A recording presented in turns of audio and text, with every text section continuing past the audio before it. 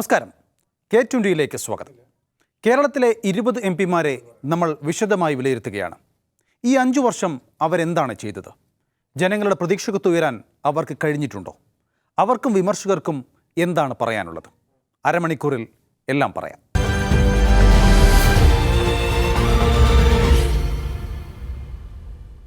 ഇന്ന് ആലത്തൂരാണ്. 2008 രൂപീകരിച്ച പട്ടികജാതി സംവരണ മണ്ഡലമാണ് ആലത്തൂർ. പാലക്കാട് ജില്ലയിലെ 4, തൃശ്ശൂർ ജില്ലയിലെ 3 നിയമസഭാ മണ്ഡലങ്ങൾ ഉൾക്കൊള്ളുന്നതാണ് മണ്ഡലം. കോൺഗ്രസിൻ്റെ രമ്യ ഹരിദാസാണ് MP. മണ്ഡലത്തെ വിശദമായി പരിചയപ്പെടാം. ഒപ്പം തെരഞ്ഞെടുപ്പ് ചരിത്രവും. മഴനിഴൽ പ്രദേശമായ വടകരപ്പതി മേഖല, പഴയ ആദിവാസി മേഖല ഉൾപ്പെടുന്ന മുതലമട, തോട്ടമേഖല ഉൾപ്പെടുന്ന നെല്ലിയാമ്പതി, വാണിജ്യ കേന്ദ്രമായ കുന്നംകുളം. വൈവിധ്യങ്ങളേറെയാണെങ്കിലും അടിസ്ഥാനപരമായി കാർഷിക മണ്ഡലമാണ് ആലത്തൂർ. കാർഷിക മേഖലയിലെ അടിസ്ഥാന പ്രശ്നങ്ങൾ ചർച്ചാ വിഷയമാകുന്ന ആലത്തൂരിൻ്റെ പൊതുരാഷ്ട്രീയ ചിത്രം ഇങ്ങനെയാണ്. പാലക്കാട് ജില്ലയിലെ 4, തൃശ്ശൂർ ജില്ലയിലെ 3 നിയമസഭാ മണ്ഡലങ്ങൾ ചേർന്നതാണ് ആലത്തൂർ ലോക്സഭാ മണ്ഡലം എന്ന് പറയുന്നത്. അതേതൊക്കെയാണ് എന്നാണ് നമ്മൾ പരിശോധിക്കാൻ പോകുന്നത്. നോക്കൂ, ചിറ്റൂർ, നെന്മാറ, തരൂർ, ആലത്തൂർ, ചേലക്കര, കുന്നംകുളം, അതുപോലെ തന്നെ വടക്കാഞ്ചേരി, ഇത്രയേറെ നിയമസഭാ മണ്ഡലങ്ങൾ ചേർന്നാണ് 7 നിയമസഭാ മണ്ഡലങ്ങൾ ചേർന്നതാണ് ആലത്തൂർ ലോക്സഭാ മണ്ഡലം എന്ന് പറയുന്നത്. 2019 എങ്ങനെയായിരുന്നു വോട്ടർമാർ എന്നുകൂടി നമ്മൾ പരിശോധിക്കുകയാണ്.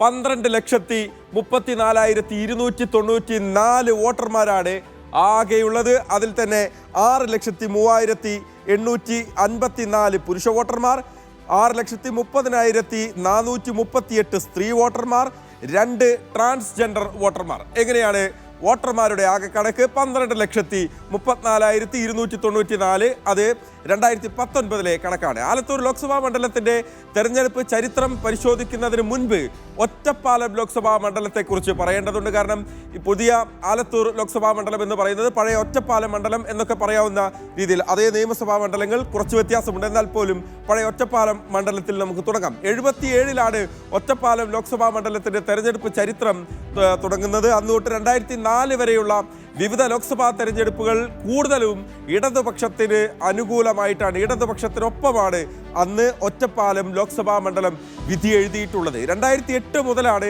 നിലവിലുള്ള ആലത്തൂർ ലോക്സഭാ മണ്ഡലത്തിൻ്റെ ഉത്ഭവം എന്ന് പറയുന്നത്. ആ തെരഞ്ഞെടുപ്പ് ചിത്രം ഇങ്ങനെയാണ്. 2009-ലും 2014-ലും നടന്ന 2 ലോക്സഭാ തെരഞ്ഞെടുപ്പുകളിൽ അവിടെ ഇടതുപക്ഷത്തിനായിരുന്നു ജയം. പക്ഷേ പിന്നീട് രമ്യ ഹരിദാസ് ജയിച്ചത് നമ്മൾ കണ്ടു. PK ബിജുവിലൂടെയാണ് 2009-ലും 2014-ലും അവിടെ LDF വിജയം നേടിയത്. 2009-ൽ നടന്ന തെരഞ്ഞെടുപ്പിൽ അന്ന് UDF സ്ഥാനാർത്ഥി NK സുധീറിനെ 2 ലക്ഷം വോട്ടിൻ്റെ 2,01,960 വോട്ടിൻ്റെ ഭൂരിപക്ഷത്തിലാണ് അത് PK ബിജു പരാജയപ്പെടുത്തിയത്. 2014-ലേക്ക് വന്നപ്പോഴും അദ്ദേഹത്തിന് ഭൂരിപക്ഷത്തിൽ വലിയ ഇടിവുണ്ടായതായി നമുക്ക് കാണാം.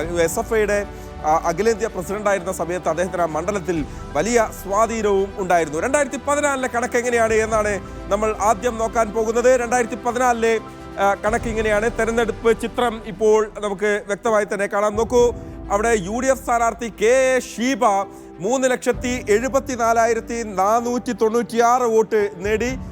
ബിജു വട്ടക്കാട്ടിൽ അദ്ദേഹം NDA സ്ഥാനാർത്ഥിയായിരുന്നു. അദ്ദേഹം 89,837 വോട്ടുകൾ അദ്ദേഹവും നേടി. PK ബിജു അദ്ദേഹം LDF സ്ഥാനാർത്ഥി 4,11,808 വോട്ടുകളാണ് PK ബിജു നേടിയത്. അദ്ദേഹത്തിൻ്റെ ഭൂരിപക്ഷം 37,312 വോട്ട്. അദ്ദേഹത്തിൻ്റെ ഭൂരിപക്ഷത്തിൽ ഒരു വലിയ ഇടിവ് നമുക്ക് അവിടെ കാണാൻ സാധിക്കും. 2014-ലെ കണക്കാണ് അങ്ങനെ വന്നത്. പക്ഷേ കാര്യങ്ങൾ മാറി മറിഞ്ഞത് നമ്മൾ 2019-ൽ കണ്ടതാണ്. അപ്രതീക്ഷിതമായ ഒരു സ്ഥാനാർത്ഥി അവിടേക്ക് ആലത്തൂരിലേക്ക് എത്തുന്നു. കോഴിക്കോട്ട് നിന്ന് ആലത്തൂരിലേക്ക് വണ്ടി കയറിയ രമ്യ ഹരിദാസ് എന്ത് ചെയ്തു എന്നാണ് നമ്മൾ നോക്കാൻ പോകുന്നത്. 2019-ലെ കണക്ക് ദേ നോക്കൂ. അവിടെ രമ്യ ഹരിദാസിന്റെ ഭൂരിപക്ഷം 1,59,968 വോട്ടിന് ഭൂരിപക്ഷം. രമ്യ ഹരിദാസ് 5,33,815 വോട്ടുകൾ രമ്യ ഹരിദാസ് നേടി. TV ബാബു BDGSന്റെ സ്ഥാനാർത്ഥി, NDA സ്ഥാനാർത്ഥി, അദ്ദേഹം 89,837 വോട്ടുകൾ നേടി. നോക്കൂ, PK ബിജുവിന്റെ വോട്ട് നേരെ കുത്തനെ ഇടിയുന്നതാണ് നമ്മൾ കണ്ടത്. 3,74,847. അപ്പോഴും അവിടെ രമ്യ ഹരിദാസിന്റെ ഭൂരിപക്ഷം 1.5 ലക്ഷം കടന്നിരുന്നു എന്നുള്ളതാണ്. കുന്നമംഗലം ബ്ലോക്ക് പഞ്ചായത്തിന്റെ പ്രസിഡന്റായിരുന്ന സമയത്താണ് രമ്യ ഹരിദാസ് അങ്ങോട്ട് മത്സരിക്കാൻ പോയത്.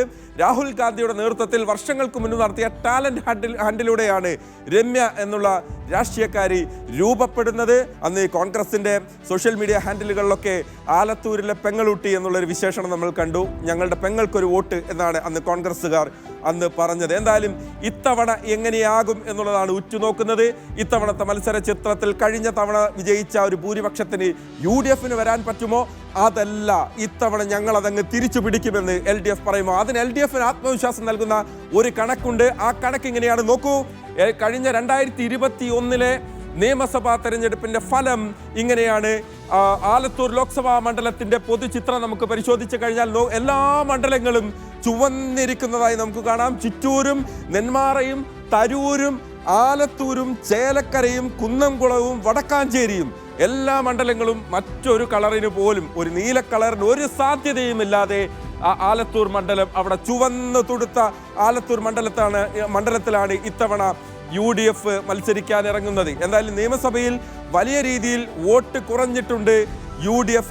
ആ കണക്ക് കൂടി വരുമ്പോൾ ഒരു പക്ഷേ UDF സംബന്ധിച്ചിടത്തോളം വലിയ ആശങ്കയുണ്ടാക്കുന്ന കാര്യം തന്നെയാണ്. പക്ഷേ നമുക്കറിയാം, പാർലമെന്റ് തെരഞ്ഞെടുപ്പിൽ ഇതുവരെ ഉണ്ടായിരുന്ന ഒരു പൊതുചിത്രമല്ല. ആ കണക്ക് കൂടി നമ്മൾ നോക്കുകയാണ്. എങ്ങനെയാണ് ആ കണക്ക് എന്നാണ് പരിശോധിക്കുന്നത്. വോട്ട് വിഹിതത്തിൽ വന്ന കുറവ് നോക്കൂ. UDF കേവലം 32.72%. അവരുടെ വോട്ട് വലിയ തോതിൽ 2021 കുറഞ്ഞിരിക്കുന്നു.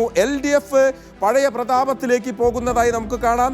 52.27% വോട്ട് നേടി LDF വോട്ട് വിഹിതത്തിൽ ബഹുദൂരം മുന്നിലാണ്. അവിടെ ഏതാണ്ട് 20% അടുപ്പിച്ച് വോട്ട് വിഹിതം 2021 LDF കൂടുതലുണ്ട്. BJP 13.5% അവരുടെ തൽസ്ഥിതി, അവർ അത്യാവശ്യം വോട്ട് അവർക്ക് അവിടെ ഉണ്ട്. ഏതാണ്ട് 15% അടുത്തായിരുന്നു. അത് അതേപടി നിലനിർത്താൻ അവർക്ക് കഴിഞ്ഞ തെരഞ്ഞെടുപ്പിൽ സാധിച്ചു എന്നുള്ളതാണ്. എന്താകും ഇത്തവണ ആലത്തൂർ വിധി എഴുതുക? കാത്തിരിക്കുകയാണ്. LDF UDF കാത്തിരിക്കുകയാണ്. വളരെ ടൈറ്റ് ഫൈറ്റ് ആണ് ഇത്തവണ ആലത്തൂരിൽ പ്രതീക്ഷിക്കുന്നത്.